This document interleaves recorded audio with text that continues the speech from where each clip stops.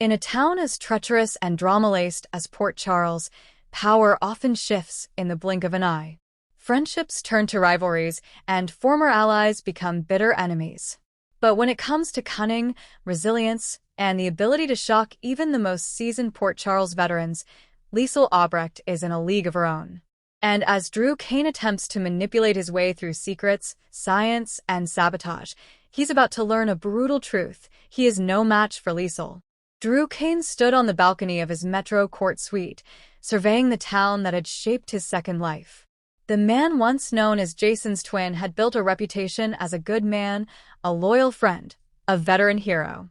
But lately, something darker had begun to seep into Drew's decisions. He'd lost Willow. He'd lost Scout's trust. And Carly, well, Carly had turned her back on him after the wedding debacle and the arrest that followed. But Drew wasn't done. Not by a long shot. He had a new mission now: eliminate all threats to his power and solidify his control at Aurora Media. And one of the biggest obstacles? Liesl Albrecht. What Drew didn't know was that Liesl was already 3 moves ahead.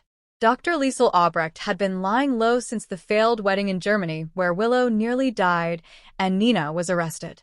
After staging her own disappearance to escape renewed WSB interest, Liesl returned to Port Charles, quietly.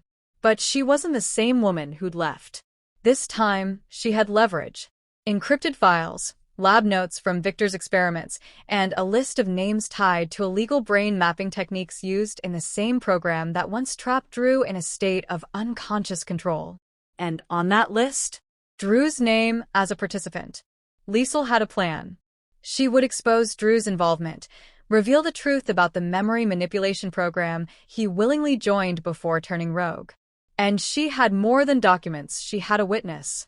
Before her death, Britt Westbourne recorded a confession, one that revealed she had discovered Drew's complicity in a covert memory program designed not only to manipulate, but to replace memories entirely. She had chosen not to release it, fearing Drew's retaliation. Liesl, in mourning and fury, found the drive hidden in Britt's things. And now, she had both motive and means. But she wouldn't strike yet. First, she needed to ensure the safety of one person, Nina Reeves. Despite their recent estrangement, Liesl believed Nina had been set up. And all signs pointed back to Drew and his obsessive quest for redemption through control. In a bold move, Drew arranged for Willow to take a long recovery trip. In reality, a carefully crafted isolation under his watch.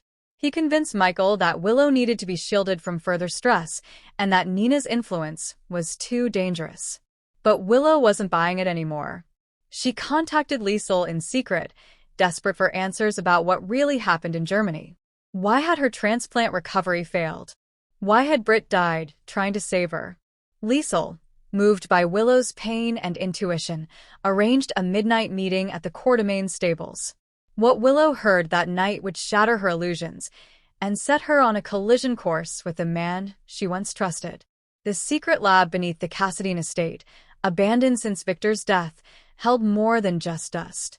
It contained sealed medical records, hard drives, and the final failed experiments done on Drew while he was under Victor's control.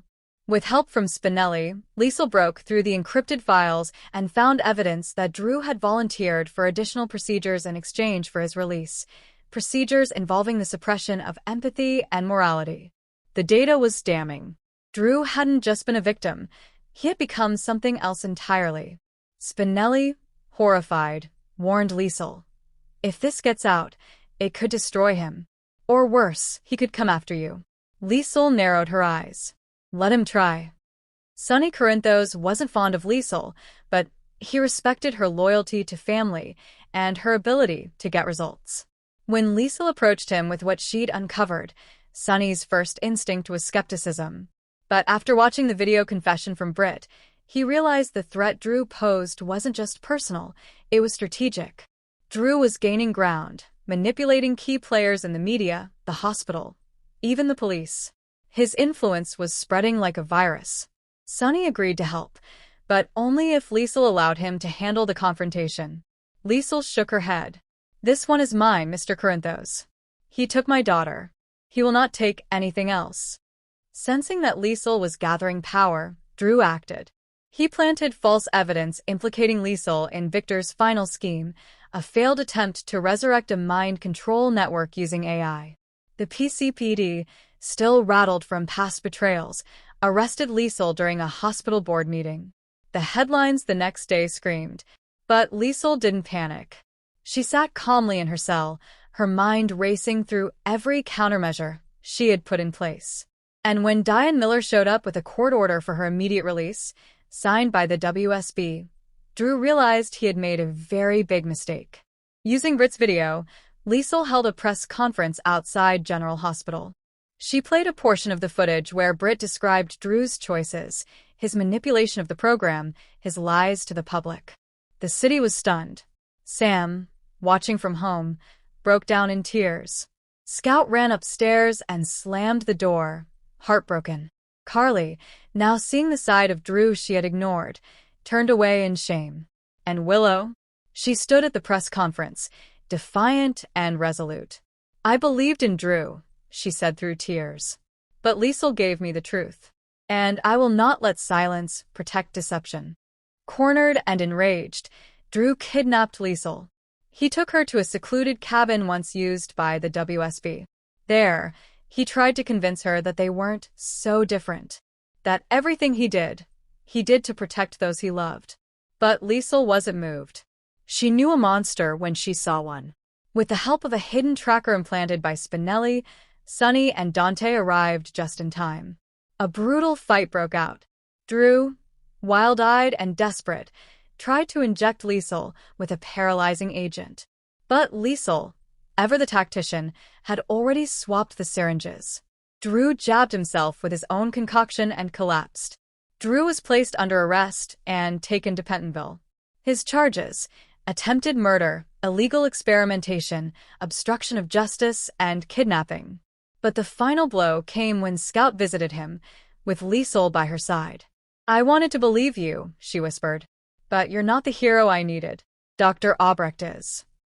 Liesl took Scout's hand and guided her out of the visitation room. With the truth out, Liesl became a controversial yet respected figure in Port Charles. She returned to General Hospital as head of ethics, overseeing new protections to ensure no patient ever suffered what Drew inflicted. Willow reconciled with Nina, grateful to Liesl for revealing the layers of deceit. And as Carly stood alone in her kitchen, rewatching Britt's video, she whispered, "You were right. Liesl's the only one who never lied." Months later, Liesl sat on the balcony of Windmere, sipping tea as the wind danced through the ruins of the Cassadine legacy. She had outwitted, outlasted, and outplayed one of Port Charles's most formidable men. And as she opened Britt's journal, placing it on her lap, she smiled softly. "This was for you, mean doctor. The world now knows who you really were. And who she had always been. One woman Port Charles should never, ever underestimate."